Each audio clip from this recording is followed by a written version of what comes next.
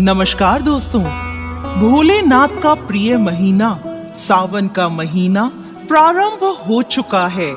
आज के हमारे इस वीडियो में हम आपके लिए सावन के महीने से शुरू किए जाने वाले 16 सोमवार के व्रत की कहानी लेकर आए हैं।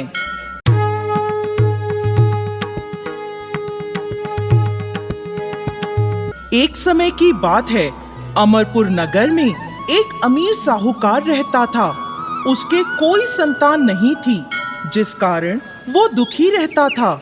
संतान प्राप्ति के लिए वो हर सोमवार व्रत कर शिव जी की पूजा करता था। संध्या के समय मंदिर में जाकर भगवान शिव के आगे घी का दीपक जलाता था।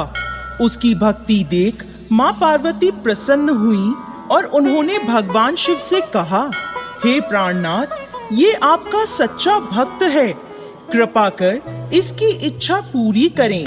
तब भगवान शिव ने उन्हें समझाया कि पूर्व जन्म के कर्मों के कारण साहूकार के भाग्य में संतान नहीं है, लेकिन माता पार्वती नहीं मानी। तब भगवान शिव ने स्वप्न में उस साहूकार को दर्शन दिए और संतान प्राप्ति के वरदान के साथ ये भी बताया कि उसका पुत्र अल्प आयु होगा और उसकी आयु मात्र 16 वर्ष की होगी। ये सुनकर वो साहूकार प्रसन्न तो हुआ, लेकिन चिंतित भी हुआ। उसने ये सारी बात अपनी पत्नी को भी बताई।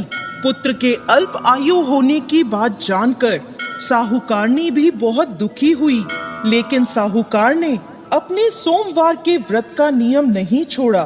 कुछ समय बाद साहूकार के घर एक पुत्र का जन्म हुआ, जिसका नाम अमर रखा गया। जब अमर 11 साल का हुआ तो साहूकार ने उसे अपने मामा दीपचंद के साथ शिक्षा ग्रहण करने काशी भेज दिया। साहूकार ने उन्हें रास्ते के लिए कुछ धन दिया और कहा, जहाँ भी तुम रात्रि विश्राम के लिए रहोगे वहीं यज्ञ कर ब्राह्मणों को भोजन करवाना।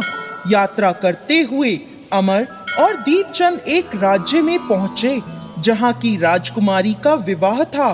परंतु जिस राजकुमार से उसका विवाह हो रहा था वो कान्हा था। ये बात किसी को पता ना चले, इसलिए उस राजकुमार के पिता ने अमर से दूल्हे की जगह बैठने की विनती करी। अमर ने विनती स्वीकार करते हुए राजकुमारी चंद्रिका से विवाह कर लिया। लेकिन जब विदाई होने लगी तब अमर ने राजकुमारी चंद्रिका को सारी बात बता दी और उन्हें अपने पिता के घर छोड़कर काशी चला गया। जब अमर 16 वर्ष का हुआ तब उन्होंने एक यज्ञ का आयोजन किया और यज्ञ की समाप्ति पर ब्राह्मणों को भोजन कराया और अन्न और वस्त्र दान किए। उसी रात निद्रा में अमर की मृत्यु हो गई। अब अमर के मामा दीपचंद जोर जोर से विलाप करने लगे। उसी समय भगवान शिव और माता पार्वती वहां से गुजर रहे थे। विलाप की आवाज सुनकर माता पार्वती ने शिवजी से कहा कि वो उस रोते हुए व्यक्ति का कष्ट दूर कर दें। तब भगवान शिव ने कहा, ये वही साहूकार का बालक है जिसे उन्होंने 16 वर्ष तक जीवित रहने का वरदान दिया था। तब माता पार्वती ने भगवान शिव से कहा, हे प्राणनाथ, इसका पिता 16 वर्ष से सोमवार का व्रत करते हुए आपको भोग लगाता है, कृपा कर इसके दुखों को दूर करें। तब माता पार्वती की प्रार्थना सुनकर भगवान शिव ने अमर को जीवन का वरदान दिया। वरदान प्राप्त होते ही अमर जीवित हो उठा। उसने अपनी शिक्षा पूरी करी और अपने नगर की ओर वापस लौट गया। तब रास्ते में वो नगर आया जहां अमर का विवाह हुआ था। वहां के राजा और राजकुमारी चंद्रिका ने उन्हें पहचान लिया। तब राजा ने राजकुमारी चंद्रिका को अमर के साथ प्रसन्नता पूर्वक विदा किया।